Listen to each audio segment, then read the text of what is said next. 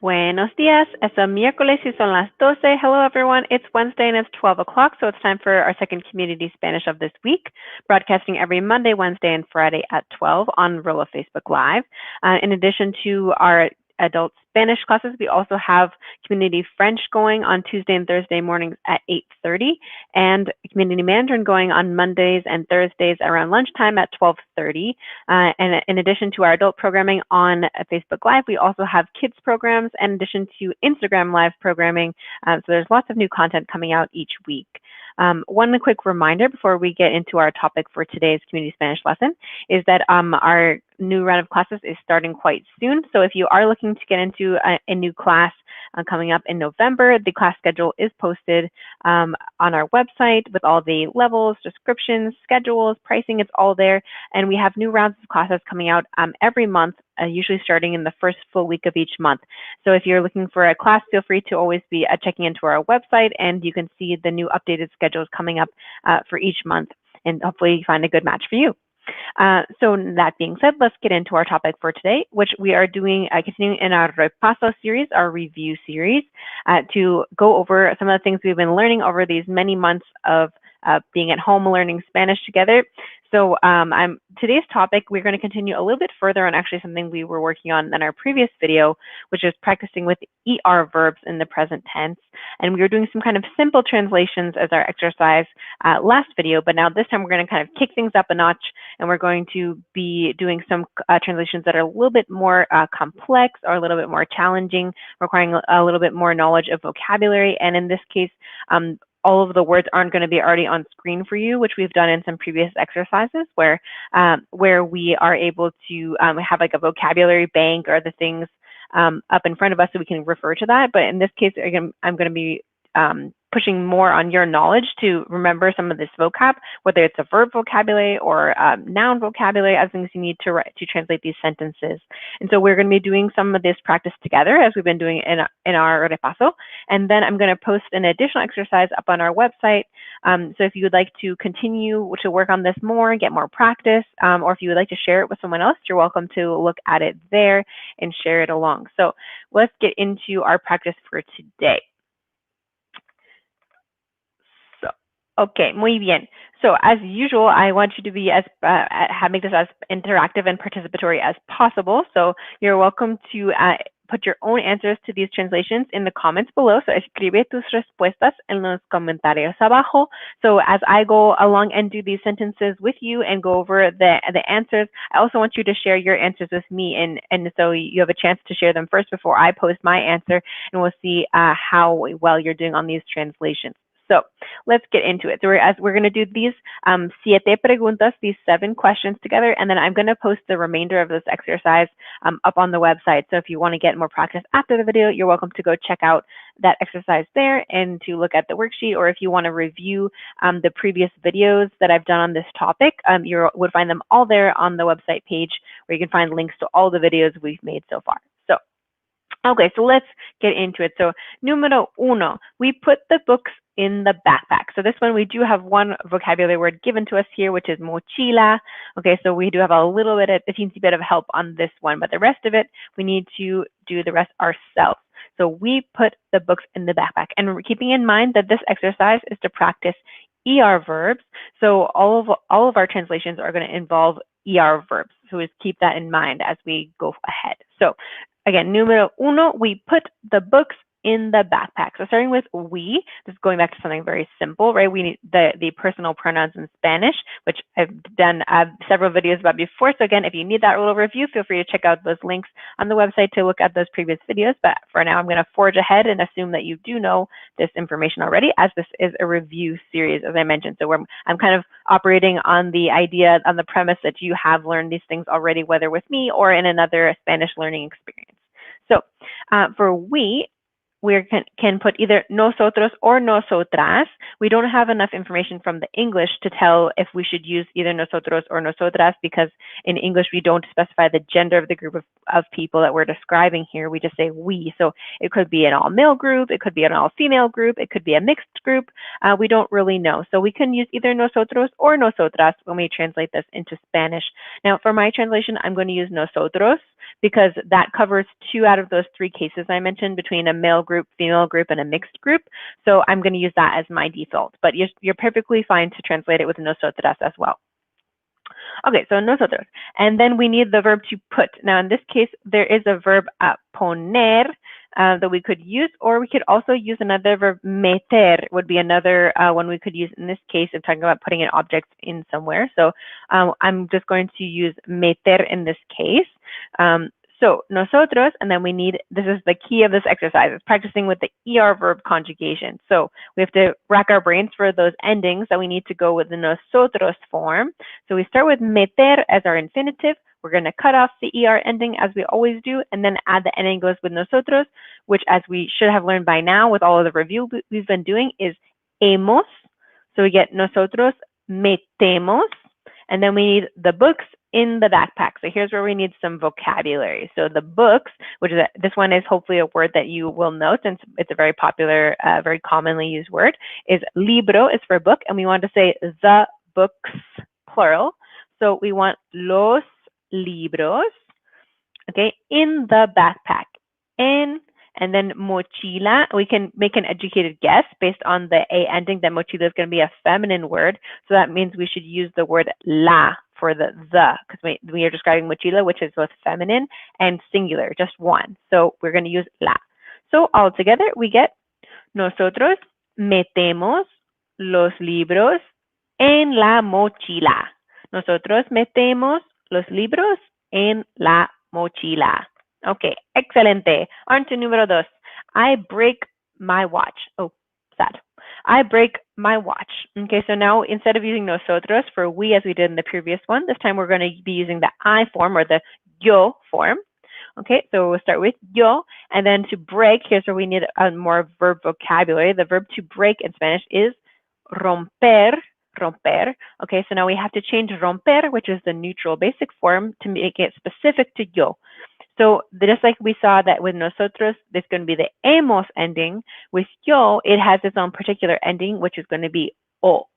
So we have yo rompo, and then we need my watch. Word for my in Spanish. If we're describing something singular, it would be mi, because we're just talking about one watch, not multiple watches, but just one watch. So yo rompo, mi, and then we have a little vocab given to us here, reloj. So yo rompo mi reloj. Yo rompo mi reloj. I break my watch. Okay, on to número 3. I learned Spanish. This one is probably the simplest sentence we're going to do together. I learned Spanish. So again, we're going to be using yo, right? Because we said I, just like we had with the last one. So yo, and then learn, we need the verb aprender. Aprender. Not to be confused with comprender. Comprender is to understand. Aprender is to learn. So we have aprender, and we need to make it go with yo, just like we did in the last one. So we're going to use the o ending. So yo aprendo, and then we need the word for Spanish, which in Spanish is es.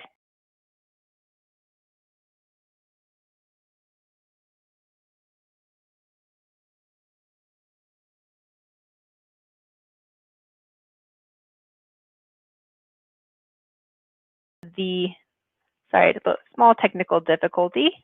Let me get this back up here. Perfecto. Okay, sorry. So for número 3, okay, we had yo aprendo. Okay, and then español. Now in the programming here, I can't put the NY with the tilde, so I'm going to put it just with a capital N to remind us that there should be NY with the squiggly on top, but just for my own writing, I can't put it here. So, but just so for you to know, yo aprendo español. Yo aprendo español. I learned Spanish. Easy peasy. And please take note here that the word español in all languages in Spanish are with lowercase letters. So in English, we have to capitalize the S in Spanish, and we have to capitalize the first letter of any language. In Spanish, it's a little bit different because we're actually going to not capitalize, and that's part of the rules of Spanish, that all languages would be lowercase. So that is not a typo. Okay, número 4. He fears wild animals. He fears wild animals. So here for he, we're going to be working with él, right? Él for he, and then fears. We know the verb temer. Temer is to fear. Okay, you could also use the phrase tener miedo de, to be afraid of something, but in this case, it's going to be easier and simpler for us to work with temer. This is one verb, easy to translate, totally regular, versus tener as its whole other set of issues. So we're going to work with temer, and we know that we have the temer as the infinitive, and then we have to change the ending to go with el. So as we practice yo ending with o, we practice nosotros ending with hemos. The el, ella, usted form is going to end with e or e in English. So we have el teme, okay? And we also learned in a previous exercise that with temer, we have to use the preposition a after it. Now, this is just a quirk of this particular verb that we have to memorize. So it's temer a with something. So in this case, we're going to say teme a, and then we have wild animals, okay? Los animales salvajes. Él teme a los animales salvajes. Él teme a los animales salvajes. So he fears wild animals. Okay, número 5. 3 more to go. I put food in the refrigerator. I put food in the refrigerator. Okay, so again, we're going to be working with yo as we did in número 2 and número 3. So yo, and then we had the verb to put from número 1. We were using meter. So now with yo meto, as we've been practicing the o ending, yo meto. Okay, and then we need food. La comida. Yo meto la comida. So here's a little bit of vocabulary we just need to know in order to do the exercise. Yo meto la comida. And then in the refrigerator, we have the vocab given to us here, refrigerador. And if we can kind of search our brains going back to what we know about Spanish, words that end with R usually are masculine. Okay, so that's how we can guess that this should be el refrigerador instead of la. Okay, so yo meto la comida en el refrigerador. Yo meto la comida en el refrigerador. I put the food in the refrigerator. Okay, número 6. We sell tickets at the theater. Okay, we sell tickets at the theater. So back to our form of we, either nosotros or nosotras, whatever you prefer to use. Okay, nosotros. And then we need the verb vocabulary for the verb to sell, which is vender. Vender. Okay, so now we need to change vender, the neutral basic form, to go with nosotros. As we know by now, it's the hemos ending with nosotros. So nosotros vendemos. And then we have tickets at the theater, tickets at the theater. So we can say vendemos entradas or vendemos las entradas. It doesn't make a huge amount of difference in Spanish, to be honest. So you can say nosotros vendemos entradas, and then we have at the theater. So we have the word teatro given to us for theater. And so again, because this word ends with o, we can use what we know about Spanish to figure out that this word is going to be masculine. So we have a for at, then we have el teatro for the theater. Now, as we know by now as well, we have to do one further small step. If you have a and el together, this is going to make a contraction of al. So a combination, the a and the el, a for to or at, and el for the, and they're going to combine together to make al. So altogether, we get nosotros vendemos entradas al teatro. Nosotros vendemos entradas al teatro. Okay, al teatro. So you can see where I made that contraction there towards the end. Combination of a and el. And I also made another video specifically about that if you need any review for that particular concept. Okay, on to the last one, número 7. My father surprises my mother. Okay, my father surprises my mother. So we need first vocabulary for my father. So we learned from número 2, my is going to be me. So me, okay, and then we need some family vocabulary here, which we've definitely used in previous exercises if you've been tuning in. So mi padre, padre for father. Okay, and now here's our key part. We need the verb to surprise in Spanish, which we practiced with last exercise in the previous video. It was sorprender, sorprender. is the verb. And so now we have to make that go with my father. So my father is like the same as saying he, right? He or él. So we need to use the él, usted conjugation of this verb. So mi padre sorprende. So this one is just like número cuatro when we had to do it with he, the conjugation with he as well. So that's why we're ending it with an e in Spanish or e in English. So mi padre sorprende. And so similar to how we learned in número cuatro that temer, this verb temer has to be followed by a, sorprender is the same. So when we're talking about surprising a person, so mi padre sorprende a, and then now we have to have my mother. So again, we're going to repeat mi, and instead of padre, as we had at the start of the sentence, now we have madre. So mi padre sorprende a mi madre. Mi padre sorprende a mi madre. Okay, excelente. So as I mentioned before, that's all that we're going to do together in this video. But if you would like to continue this exercise onto the following 5 sentences, there are 5 more questions in this exercise. You're welcome to check that out as I post it towards the end of the week on Rola Languages website.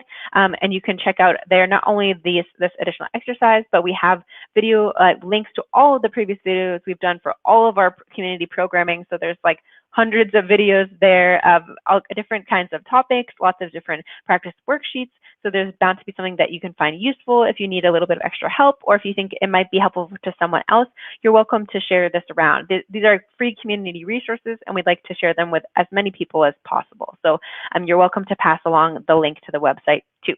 So with that being said, that will be wrapping up our video for today. I will see you next on Friday a las 12 at 12 o'clock for our last community Spanish of this week. Gracias y adiós.